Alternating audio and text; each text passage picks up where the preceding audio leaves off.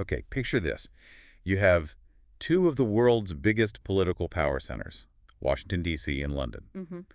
And both of them have just been hit by the exact same shockwave, this massive new data dump from the Jeffrey Epstein files. And we're talking huge, 3.5 million documents. Right. And if you're looking at the U.S. side of things, I mean, the files are a who's who of influence. They mention everyone from Elon Musk to Steve Bannon, even the current Commerce Secretary, Howard Lutnick. And yet, what's the reaction in Washington? Silence. It's just business as usual. The administration is essentially shrugging it off. Yeah, it's almost like the U.S. political system has developed an immunity to this kind of thing. But you cross the Atlantic, and it is a completely different story. Oh, a world of difference. In London, that same data dump hasn't just caused a ripple, it has triggered a nuclear explosion. We aren't talking about gossip columns or, Twitter spats. We're talking about a criminal investigation launched this week, February 5th, 2026. And a prime minister who, frankly, might not survive the month. It really is a tale of two cities, isn't it? The contrast is stark.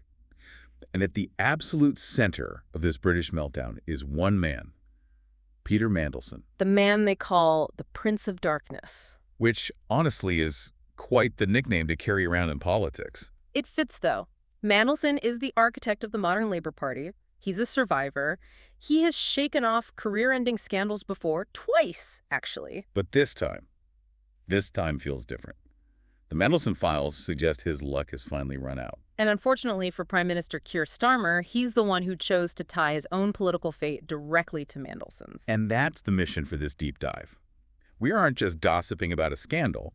We need to parse through these files to understand exactly what Mandelson is accused of. Because it goes way beyond just being friends with Epstein. Oh, way beyond. We're talking about the sale of state secrets. We're going to look at the hubris of the current prime minister in hiring him and ask the big question, is this the end of the Labour government? It's a classic tragedy, really. You think you can use a dark arts master to win power without paying a price. But in politics, the bill always comes due. So let's start with the immediate news, because things are moving fast. As of this week, the London police are officially involved. They've stepped in, yes. And that distinction is crucial. This has crossed the line from political embarrassment to potential jail time. Right. Usually we're debating ethics or judgment. Should he have gone to that dinner? Or did he lie about a meeting? This is different. The core charge here is corruption and potentially a violation of the Official Secrets Act. And the specifics are, well, they're pretty damning. We're looking at allegations from 2009. Back when Mandelson was the business secretary. And for those listening who aren't familiar with the UK cabinet, that's not a minor role. It's a huge portfolio trade, industry, economic strategy. Correct. And this was right in the wake of the 2008 financial crash. Markets were volatile, governments were panicked. And the allegation is that Mandelson used his position at the heart of the government to feed highly sensitive, market-moving information directly to Jeffrey Epstein. Specifically about the euro. The euro currency, right. The files suggest he alerted Epstein that the British government was about to intervene to prop it up. Which, for anyone who follows finance, is the holy grail of information. It's a guaranteed win. Oh, absolutely. Let's just break that down for a second, because Yeah. it's so important. If you are a trader and you know for a fact that a major government is about to buy a currency, You know the price is going to go up. It's not a guess, it's physics. it is a guaranteed bet. Exactly. You buy low, you wait for the government to spike the price, and you sell high. It's a license to print money. So it is the definition of insider trading, but on a sovereign level. And the files allege Mandelson handed this to Epstein. Now, here is the detail that I find it baffling. The money. The money. The sources say Mandelson and his husband received payments of at least $75,000 for this. It does seem incredibly low for what he was selling, doesn't it? If Epstein used that tip, he could have made millions easily. That's what I mean. I'm looking at this $75,000 figure and thinking, obviously selling state secrets is wrong at any price, but it seems remarkably cheap. It makes the whole thing feel tawdry. Yes, tawdry, like it wasn't some grand conspiracy, just grubby cash for favors. And that grubby reality is exactly what the police are focusing on. The sources describe an acrid whiff of selling out the government. It paints a picture of a politician so comfortable with corruption that he was trading national economic strategy for pocket change. It completely destroys the defense of, oh, we were just friends. You don't pay friends 75 grand for market tips. Precisely. And that's why the political defenses are crumbling so fast. It's hard to spin that. So Mandelson is out. He's quit the party. But to understand why this is destroying the government, not just the man, we need to understand who Peter Mandelson is. Right. You don't get a nickname like Prince of Darkness by being a minor player. No, you don't. He is a fascinating, if morally complex figure. He's 72 now, and until this all broke, he was the British ambassador to the U.S. The most prestigious diplomatic post the UK has. But his real power comes from his history. He goes all the way back to the Tony Blair era in the 90s. He created New Labour. He was the strategist. He took a party that had been in the political wilderness for nearly 2 decades, made them centrist, business-friendly, and won 3 elections. He is, arguably the most talented political operator of his generation. But that talent comes with a massive side of baggage. And the sources are really clear on this. This is not his first scandal. In fact, he's been fired twice before. Yes, and this is why people are so angry at Keir Starmer for hiring him back. It's a pattern. In 1998, he had to resign as trade secretary. Oh, is that what again? It turned out he'd taken an undisclosed home loan of £375,000 from a fellow MP. Okay. Who was under investigation by Mandelson's own department. Oh, wow. That's a classic conflict of interest. I'm investigating your business, but thanks for the loan for my house. Exactly. Then, strike 2 in 2001. He was Northern Ireland secretary, a very sensitive post. He resigned over accusations that he pulled strings to get a British passport for an Indian billionaire. And the kicker, that billionaire had pledged £1 million to the Millennium Dome project, which Mandelson was running. Cash for access. It's almost a caricature of corrupt politics. Yeah. So you have a guy forced out twice for shady financial dealings. Yeah. And yet, Keir Starmer looks at this rap sheet and says, "You're hired." That is the decision that is now haunting Starmer. He brought Mandelson back to help win the 2024 election. And to be fair, they won a landslide. Mandelson's strategy worked. And as a reward, he gets Washington. Ambassador to Washington. Which, looking back, feels incredibly reckless. It's like sending a pyromaniac to guard the fireworks factory. It was a massive gamble. And the irony is just so thick.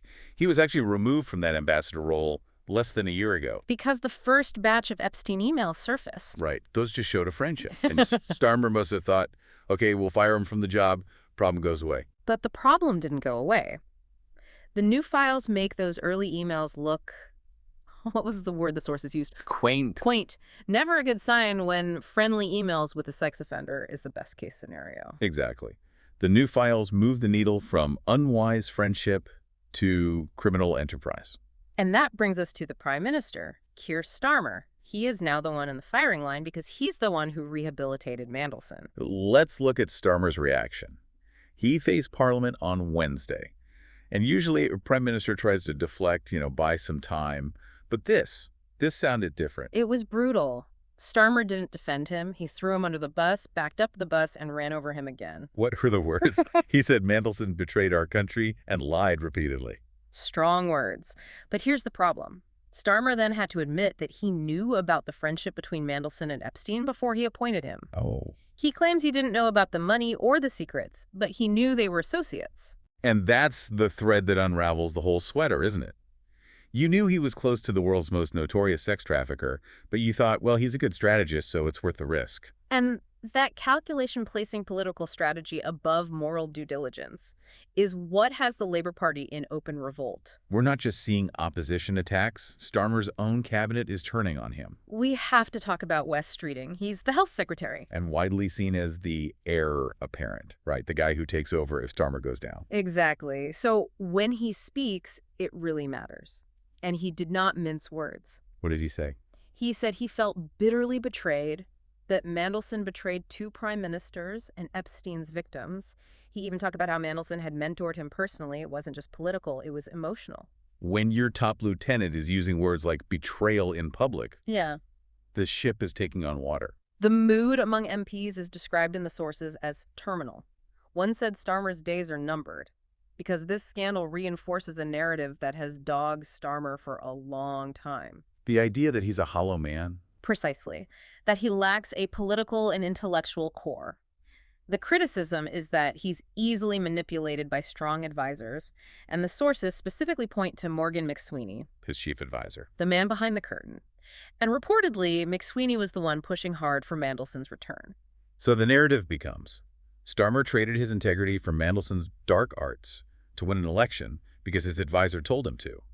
And now that the dark arts have been exposed as actual crimes, Starmer just looks weak. Exactly. If you don't have a strong moral compass of your own, you borrow one from your advisors. And if your advisor's compass points to Peter Mandelson, you end up on the rocks. It is a mess. Yeah. But Mandelson isn't the only British institution being dragged through the mud. We have to mention the royals. Sadly, yes, Prince Andrew. We all thought that story was over. He's lost his titles. He's out of public life. But these files, they contain new details. I saw this. The sources describe posthumous photos. That is found in the files showing Andrew smiling and kneeling on all fours over an unidentified woman. Good Lord. That is grotesque. It's humiliating. And it matters politically because you have the political establishment and the royal establishment both looking utterly compromised at the exact same time. It feels like the whole system is rotting from the head down. Mm-hmm. And in politics, when the establishment collapses, someone always steps in to fill that vacuum. And that's the danger. The sources all point out that Nigel Farage and his Reform Party are surging. Farage being the populist right-winger, Yeah. very similar to the MAGA movement in the U.S. Correct. And his party is now leading in the polls. You can see why. You have a Labour government imploding over corruption, a Conservative party that was wiped out, and here comes Farage saying, I told you so, they are all rotten. It's the perfect validation of the populist narrative. The elites are selling your secrets and partying with Epstein. It practically writes his campaign speeches for him. It does. And this brings us right back to that contrast we started with, the U.S. versus the U.K. Yeah. Because the populist right in the U.S., the Trump administration, is dealing with the same files but having a totally different reaction. Yeah, why is Washington shrugging this off while London burns? It's partly legal, partly cultural. In the U.S., the prosecutors led by Todd Blanche have basically declared the review over. They're saying, we've seen it, nothing here to prosecute, we're moving on. They're just treating it as old news. And the U.S. electorate, specifically the Trump base, seems to have priced this in. There's an immunity to scandal. But in the U.K., the system is much more fragile. The crime is also more direct. Mandelson is accused of selling government secrets. It's the difference between bad judgment and treason. Precisely. Plus, the UK parliamentary system is ruthless.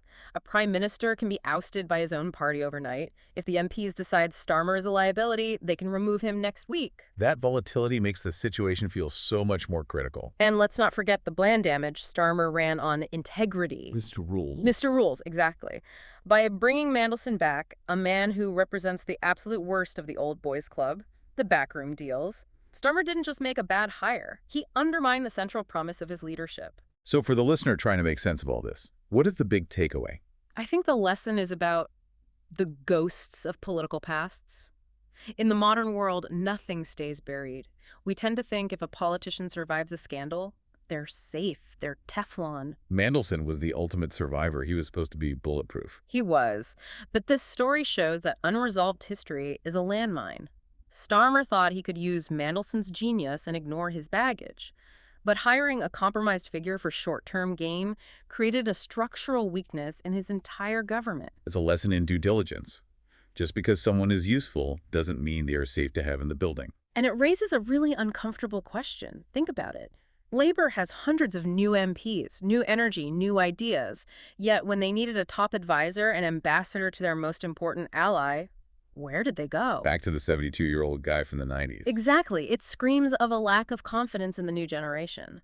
Or a reliance on a very small, very insular club of people who know how things work. A club that, as we're seeing, is often entangled in webs we can't even see until it's too late. It sounds like a perfect storm doesn't even quite cover it. It is a total system failure. And unlike in the U.S., this one has legal hooks. The police investigation ensures this stays in the headlines for months. Which is time Starmer simply doesn't have. No, if the mood in Parliament is terminal, we could be looking at a leadership contest very, very soon. A wild time in British politics. So to wrap this up, I want to leave you, the listener, with a final thought. We've spent this time talking about Peter Mandelson, the villain of the piece. But if a man can resign in disgrace in 1998, resign in disgrace again in 2001, and still end up as the right-hand man to the Prime Minister in 2024, what does that say about the system that keeps hiring him? That is the real question, isn't it? Is the problem Peter Mandelson? Or is the problem a political class that values insider status over integrity every single time? A question worth mulling over. We will be watching closely to see if number 10 is still standing next week. Thanks for listening to this deep dive. Goodbye.